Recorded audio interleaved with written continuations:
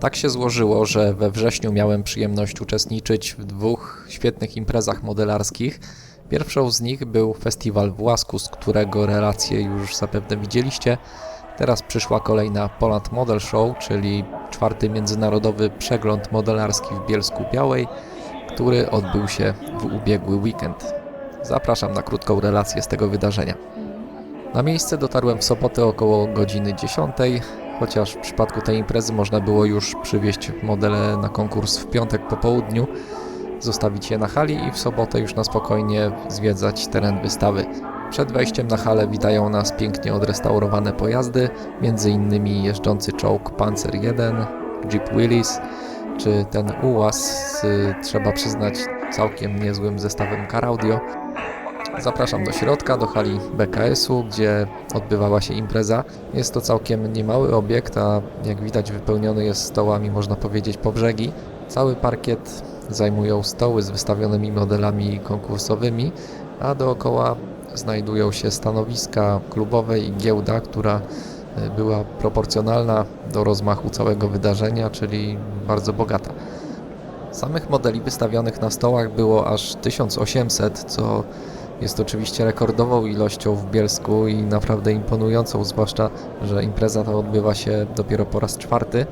Strach pomyśleć, co będzie za rok, ale na szczęście wiadomo już, że kolejna edycja odbędzie się w większej hali, dokładnie w hali pod Dębowcem, a więc miejsca nie powinno zabraknąć, a i złamanie bariery 2000 modeli też nie powinno stanowić problemu. Wiadomo jednak, że nie chodzi tutaj o ilość, ale nie jest żadnym zaskoczeniem, że jakość wystawionych na stołach modeli również była bardzo wysoka. Podział tematyczny modeli jest tutaj zbliżony do tego, jaki był na przykład w Łasku, jednak dodatkowo każda kategoria podzielona jest dodatkowo na klasy hobby i master. Klasa hobby przeznaczona jest raczej dla początkujących i daje im szansę na medal bez konieczności rywalizowania z najlepszymi. Jest tylko jeden haczyk, jeżeli na przykład w tym roku zdobędzie się złoty medal w klasie hobby, to za rok już można wystartować tylko w klasie master. Klasa master, jak sama nazwa wskazuje, to miejsce dla bardziej doświadczonych modelarzy i zdobycie medalu w klasie master na takiej imprezie to już naprawdę powód do dumy. W Bielsku było całkiem dużo modeli kartonowych, chociaż czasami trzeba było się im dobrze przyjrzeć, żeby stwierdzić, że to faktycznie model z kartonu. Sam swoją przygodę z modelarstwem zaczynałem właśnie od modeli kartonowych, miałem wtedy jakieś 11 lat, czyli jakby nie liczyć dobre ćwierć wieku temu, ale dobrze pamiętam, jak wymagająca i czasochłonna jest to dziedzina modelarstwa, przez to tym bardziej doceniam jakość wykonania tych prac.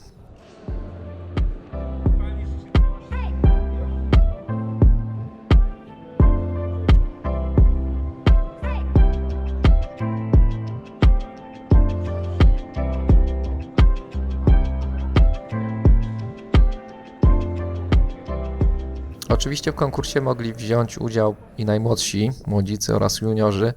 W tych kategoriach wiekowych frekwencja też dopisała. Dało się zauważyć to nie tylko na stołach, ale też wśród zwiedzających było całkiem dużo dzieci i młodzieży. Spotkałem się z opiniami, że jest to ewenement na tle imprez modelarskich tej rangi, które odbywają się w innych krajach europejskich. Bardzo to cieszy i na pewno wielkie gratulacje należą się wszystkim rodzicom, którzy wspierają pasję swoich pociech. Myślę, że jest to jedna z tych rzeczy, za którą nasze dzieci nam podziękują na starość.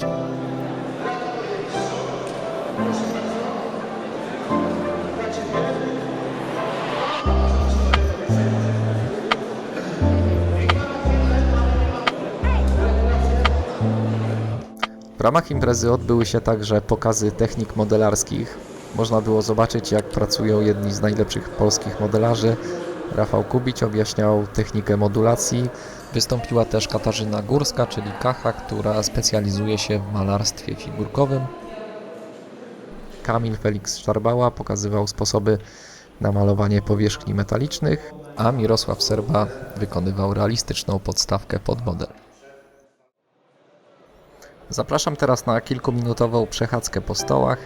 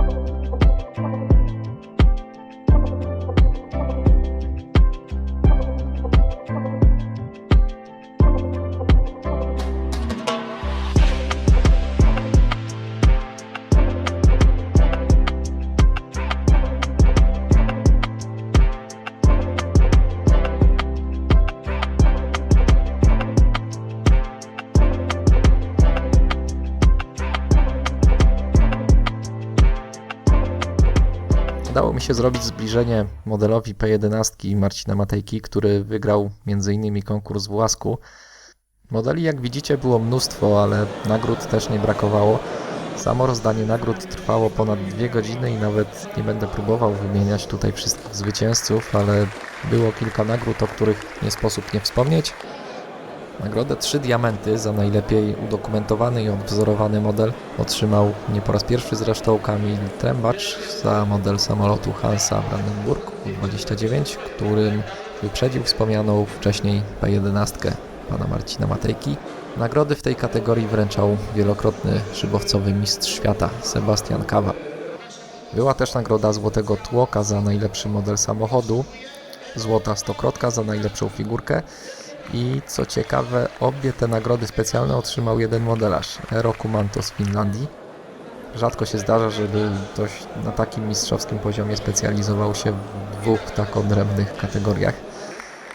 Nagrodę za najlepszy model science fiction odebrał z rąk samego Dartha Vadera Tomasz Kowalski. I nagrodę główną, czyli Oscara modelarskiego, zdobył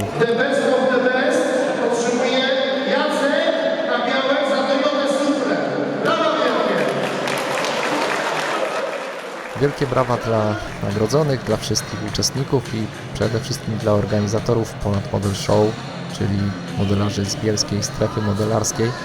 Dzięki za świetną imprezę i do zobaczenia za rok.